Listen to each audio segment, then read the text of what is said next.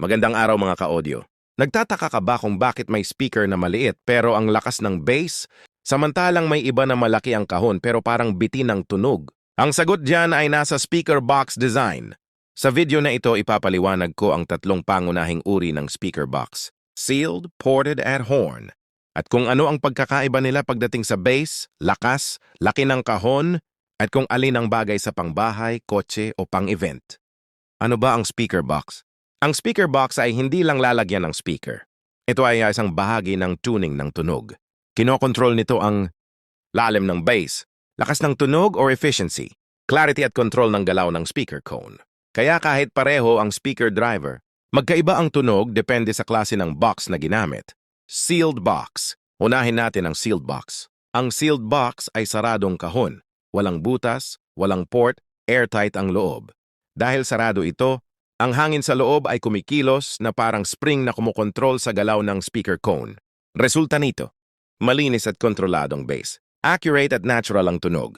Hindi sobrang malalim ang bass. Mas maliit ang box size. Ito ang kadalasang ginagamit sa studio, monitors at pang-music listening, kung saan mas mahalaga ang clarity kaysa sa lakas ng bass. Ported box o bass reflex. Sunod ay ang ported box na kilala rin bilang bass reflex. Ito ay may butas o tubo na tinatawag na port na nagpapalabas at nagpapasok ng hangin. Ang port ay tinutono para palakasin ang bass sa specific na frequency.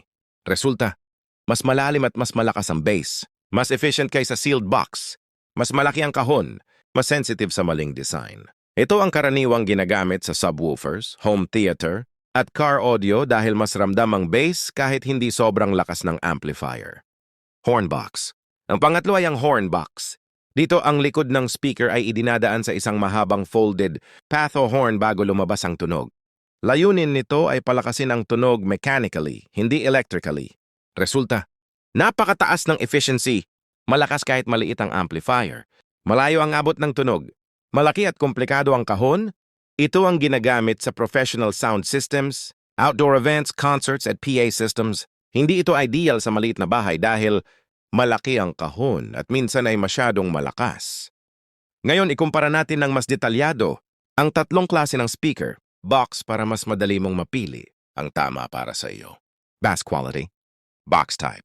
Bass character, sealed, tight, controlled, accurate. Ported, deep, powerful, rumbling. Horn, punchy, fast, ramdam sa katawan. Explanation. Ang sealed ay parang studio bass, hindi malakas pero malinaw. Ang ported ay pang subwoofer, ramdam mo talaga ang bagsak. Ang horn ay pang live sound, hindi sobrang lalim pero napakalakas ng impact. Sealed ay kahon lang, walang tuning. Ported os kailangan ng calculator at tamang port length. Horn ties, advanced design, precise measurements. Common mistakes per box. Sealed, underpowered amp, mahina ang tunog. Ported, mali ang port tuning. Boomy o mahina ang bass. Horn, mali ang design, nawawala ang efficiency.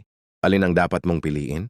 Kung ikaw ay mahilig sa malinaw na music, piliin ang sealed. Mahilig sa bass at movies, piliin ang ported. Gagamit sa events at outdoor, piliin ang horn. Walang best sa lahat ng sitwasyon. Ang tamang box ay depende sa paggamit mo. Kung may natutunan ka sa video na ito, huwag kalimutang mag-like, mag-subscribe, at mag-comment kung anong speaker box ang gamit mo. Sa susunod, ituturo ko kung paano mag-design ng sariling speaker box step by step. Maraming salamat at kita-kits sa susunod na video.